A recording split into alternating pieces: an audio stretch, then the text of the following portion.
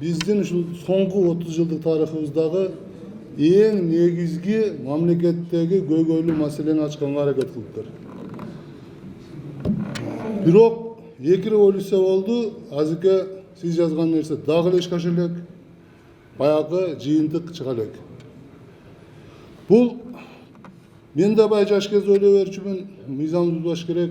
Мамлекет башчылары тарыхтан, ошол эле Ататүрк, Түштүк Корея, ошол эле Махаткер учурунда булар дагы өтө чоң мыйзам бузууларга барган. Конституцияларын бузганга барган. Бирок алардын жыйынтыгы жакшы болду. Кылмыш кодексинде мына юристтерде мындай статья бар экен, биз дагы жакшы угуп калдык. Тобокелчиликке баруу, чоң кылмыштын алдын алуу үчүн кичирээк кылмышка баруу. Себеби мамлекет башчысында ошондой жоопкерчилик турат. Эгер Акаев ошол кылган кылмыштарын айтып атпайбызбы, Конституциянын указ менен бузган. Ошолорун аяктап Акаевдин бийлиги акыры жакшы аяктаганда мен оюмча Акаев бул улуу татасы болуп калат эле. Ошол кылмыш кодексиндеги статья ошол жерде иштемек. Биз ачык эле айтышыбыз керек. Ошол проблема кийин Атамбаевге өттү. Бул менен Атамбаев дагы анын дагы эмес жетпеди, эрки жетпедиби, акыл эси жетпедиби, мындай жыйынтык мындай болуп атат. Мен дагы аягында айтып атат, сөз аягында акыркы 2 жылдагы тарыхыбыз. Мен ушул учурга көңүл бурайын деп атам. Себеп бүгүнкү бийлик, бүгүнкү президентибиз чоң иш жасады. Бул Атамбаевдин таасиринен чыгып кете алды. Бул улуу иш. Бул кишинин экинчи бир чоң тарыхый жасаачу милдет турат. Бул ушул жылы чечилет. Президент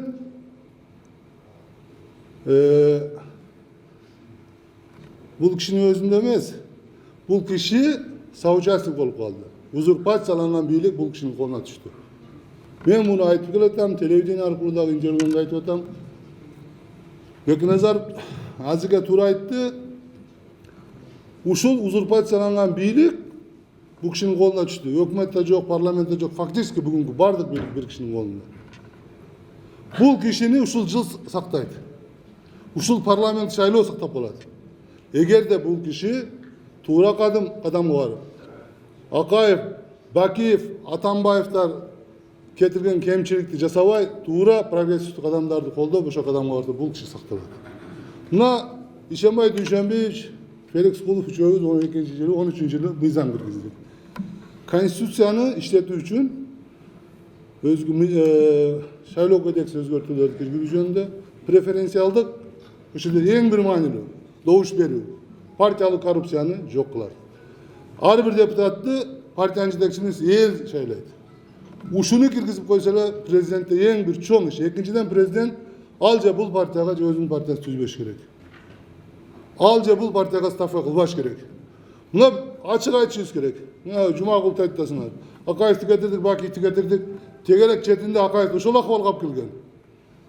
Бакиевди ошол акыбалга алып келген. Атамбаевди ушул акыбалга алып келген. Дермен күрөшпөйт атабыз, кийинки бийлик ошол менен достошуп кетип атат. Мен бир буюрса президенттин өзүнө да айтам.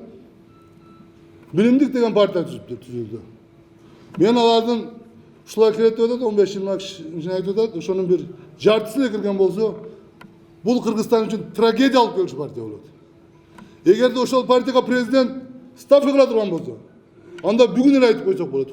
Президенттин акыбалы Атамбаевдин акыбалынан дагы, Бакиевдин акыбалынан да начар болот деп. Анан Кыргызстан деген бир партия бар. Мен ушулардын жетекчилери менен бир топ менен сүйлөштүм, бул жигиттер тазаланышыңар керек, акталышыңар керек. Ууру кески Кудай урган жооп ачкан кошоматчылардын бул сборныйда курама. Бунун да анча-мынча адамдын акылы жетпейт. Буларды бир жерге чогултушкачы ушундай чогулуп калышкан.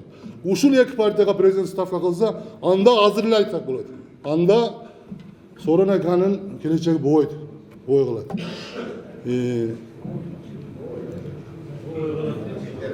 Бул коом бүгүнкү маселе боюнча коомдун көзү ачылып калды. Бүгүн интернет бар, башка бар.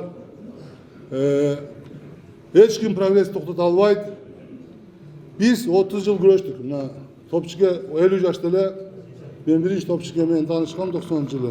Men 21 yaştayım. Men bugün 50 yaşa çıktım. Oşonduktan hurmatlı